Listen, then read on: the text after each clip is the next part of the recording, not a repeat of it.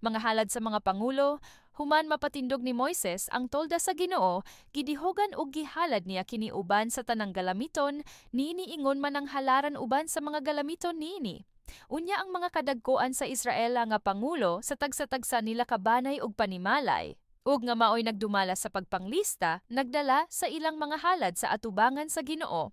Ang ilang gidala unom ka karwahi nga may atop og 12 ka baka, usa ka karwahi sa matag duha ka pangulo ug usa ka baka sa matag usa kanila.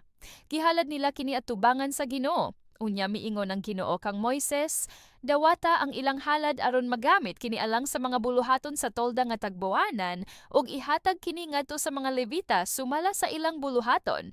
Busa gidawat ni Moises ang mga karwahi ug ang mga baka ug gihatag kini sa mga Levita. Duha ka karwahi ug 4 ka baka ang iyang gihatag sa mga anak ni Gerson alang sa ilang buluhaton. Ang mga anak ni Merari gihatagan niyag 4 ka karwahi ug 8 ka buok baka alang sa ilang buluhaton nga ubos sa pagdumala ni Itamar nga anak ni Aaron. Apan ang mga anak ni Kohat wala niya hatagi bisag usa kay sila may nag-atiman sa balaang mga butang nga kinahanglang pas-anon. Ang mga pangulo nagdala usab og mga gasa alang sa paghalad sa halaran sa adlaw nga kini gidihogan. Gihalad kini sa mga kadagkoan didto sa atubangan sa halaran. Unya mingon ang Ginoo kang Moises, kinahanglan nga sa matag adlaw sulod sa kaadlaw, usa ka pangulo ang magdala og mga gasa nga alang sa paghalad sa halaran.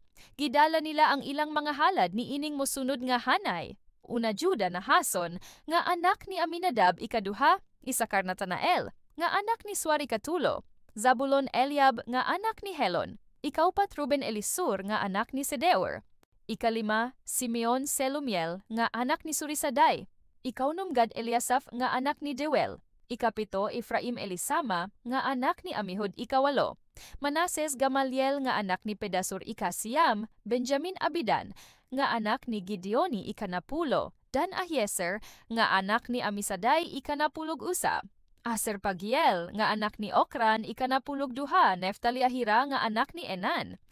Manadsama ang halad nga gidala sa matag usa ka pangulo, usa ka plata nga bandihado nga may gibug-aton nga usa ka kilo ug tunga og usa ka planggana, nga plata nga may gibug-aton nga 800 ka gramo sumala sa opisyal nga sukdanan nga gigamit sa dapit nga balaan. Kining duha puno sa harina nga gisagolag lana alang sa halad nga pagkaon.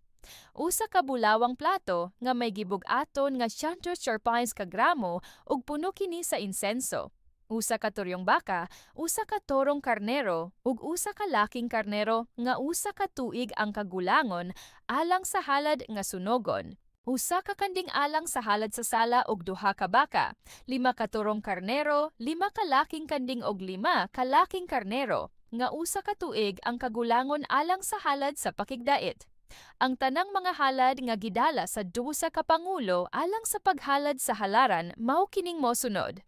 12 ka platang bandihado ug 12 ka platang planggana nga miabot og 27.9 ka kilo ang gibug-aton sa tanan. 12 ka bulawang plato nga puno sa insenso ug may gibug-aton nga 1.36 ka kilo ang tanan. 12 ka turyong baka, 12 ka turong karnero. 12 ka laking karnero nga usa ka tuig, ang kagulangon ug uban niini ang mga halad nga uhay alang sa halad nga sunogon. 12 ka laking kanding nga ihalad tungod sa salaog, 12 ka turyong baka, 60 ka turong karnero, 6 kalaking kanding og 60 ka nating karnero nga usa ka tuig ang kagulangon alang sa mga halad sa pakigdait. Sa pagsulod ni Moises sa tolda nga tagbuanan aron sa pagpakigsulti sa Ginoo, nabati niya ang tingog sa Ginoo nga misulti kaniya gikan sa ibabaw sa sudlanan sa kasabotan sa tunga-tunga sa duha ka keruben.